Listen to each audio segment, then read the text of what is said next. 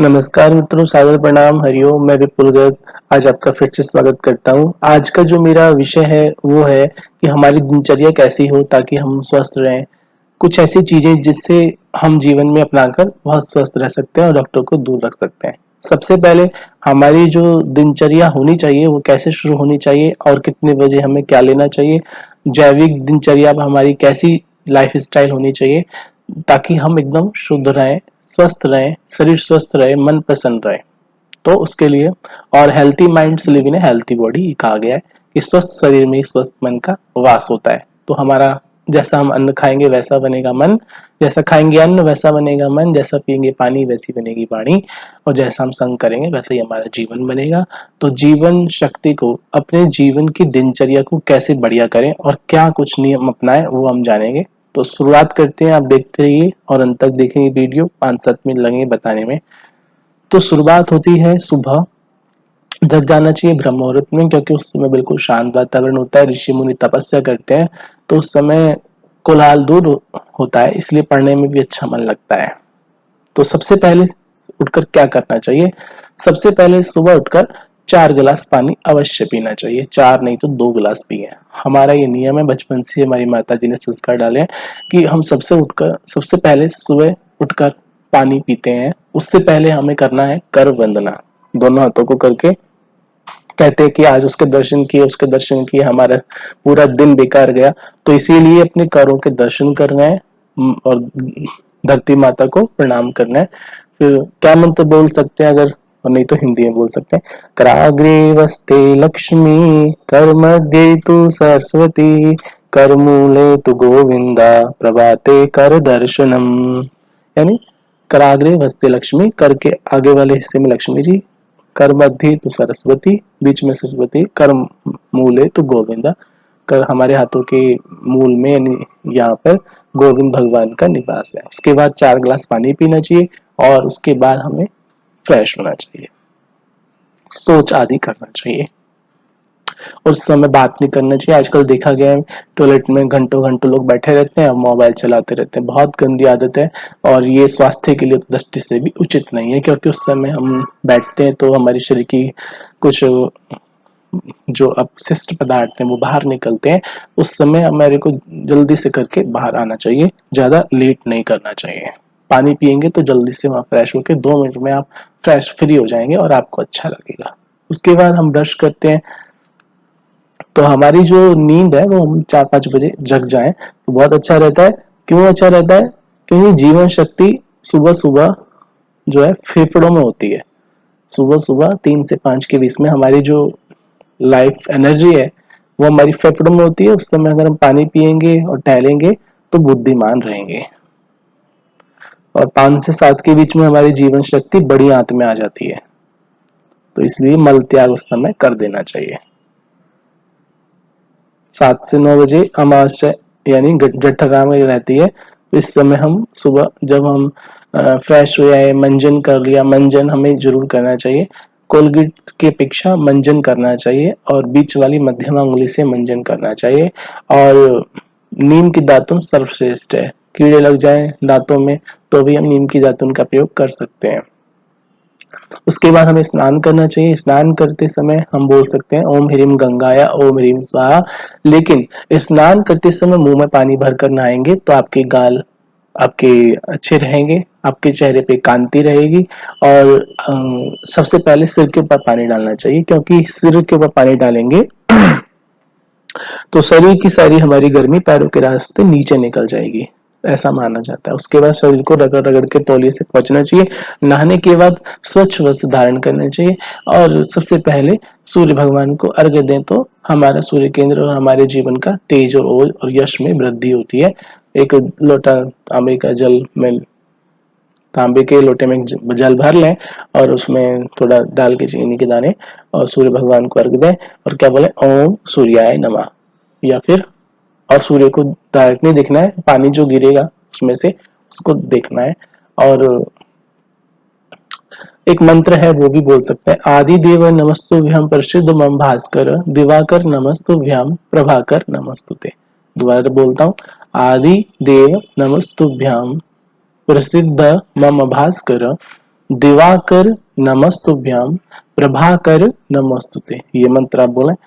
उसके बाद पूजा उपवास करें, थोड़ा उपासना करें। उपासना से हमारे मन शुद्ध होता है। उपवास से हमारे मन के विचार कम आते हैं। वैज्ञानिकों ने प्रयोग करके देखा कि जो लोग ज्यादा खाते हैं और कम खाते हैं उनके बीच में, तो जो लोग ज्यादा खाते हैं वो जल्दी बूढ़े भी हो जाते हैं, जो कम खाते हैं उनके मन थोड़ा नियंत्रण में रहता है। उपवास के दिनों में हमारा मन नियंत्रण रहता है। उस समय गर्म पानी पीना चाहिए थोड़ा, और ज्यादा खाना नहीं चाहिए। तो हम बात कर रहे थे 7 से 9 के बीच में।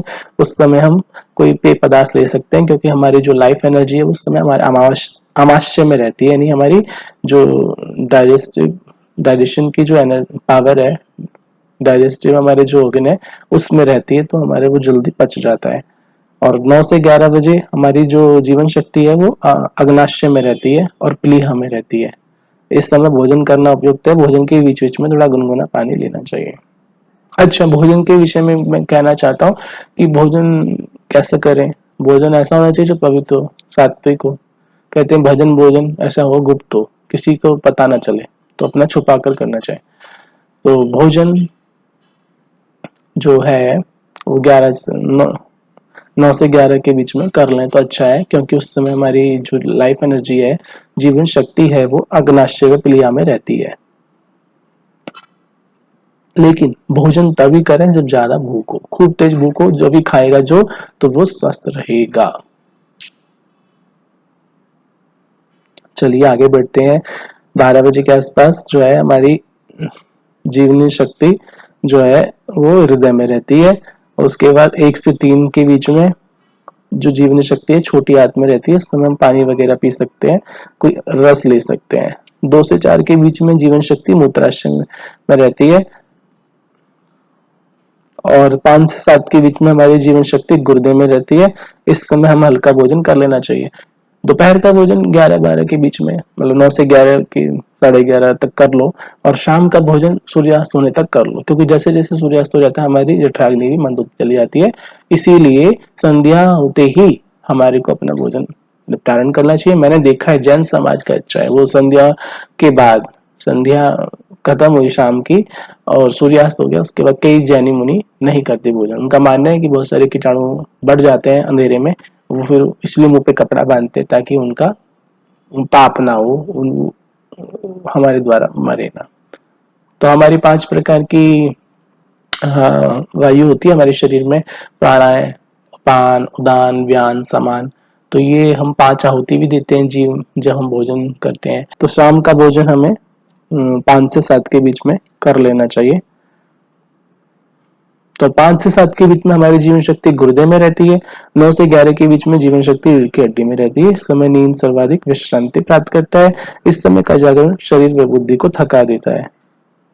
और लास्ट में 11 से 1 के बीच में हमारी जीवन शक्ति पित्ताशय में रहती है।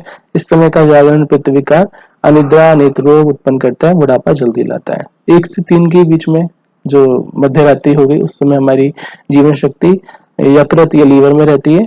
अगर इस समय जगे तो पाचन तंत्र बिगड़ सकता है। आजकल जो रात में काम करते हैं तो मुझे बड़ा असहज महसूस होता है, और मैं नहीं कर सकता कि पूरी रात को जगना। हमारी पूरे, फिर दिन में भी सो जाओ तभी भी हमारी नींद पूरी नहीं होती। और रात में 9 से 12 की 3 घंटे की नींद वो 6 घंटे के बराबर है। इसलिए रात को 9, साढ़े 9, 10 तक सो जाना ही चाहिए और सुबह 4-5 बजे उठ जाना चाहिए। 7 घंटे की नींद जो रोज लेंगे नियमित रूप से, मोस्टली एक एवरेज व्यक्ति के रूप में बता रहा हूँ, मनुष्य के रूप में, तो आप निरोग रहेंगे। निद्रा को भी योग निद्रा बना सकते हैं। निद्रा भी अर्ध रोग हरे निद्रा। आधे रोग तो हमारे नींद लेने से ही दूर हो जाते हैं। नींद जरूर लेनी चाहिए। 24 घंटे में 6-7 घंटे अवश्य सोना चाहिए, और बिल्कुल निश्चिंत होकर सोएं। मुर्दे को प्रभु देते हैं कपड़ा लकड़ी आग, जिंदा नर चिंता करे ताके बड़े भाग। तो निश्चिंत होकर सोएं, भगवान से प्रार्थना करते हुए, गायत्री मंत्र पढ़ते हुए सोना चाहिए। तो ये हमारे दिनचर्या के कुछ नियम हम अपनाएंगे तो हम स्वस्थ रहेंगे। और भोजन के 1 घंटे बाद या 1.5 घंटे बाद पानी पीना चाहिए। भोजन के बीच में ज्यादा पानी और बाद में एकदम पीते ही नहीं पीना चाहिए। और भोजन करने से पहले हाथ हमारे अवश्य धो लेने चाहिए। भोजन करने के बाद हमारी उष्णता बढ़ जाती है शरीर में, तो आंखों के पलकों पर पानी लगा लेना चाहिए। और अपने हाथों के रगड़ को अपनी आंखों की शक्तियों पर लगा सकते हैं। ऐसा करने से हमारी आंखों की नेत्र ज्योति भी बढ़ेगी।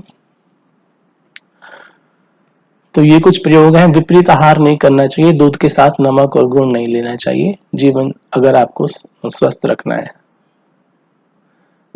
अपना बचा हुआ झूठा अन्न दूसरों को ना दें और अपना शुद्धता बनाए रखें। जैसा अन्न खाएंगे वैसा मन बनेगा। आहार विहार की बहुत अनुकूलता होनी चाहिए।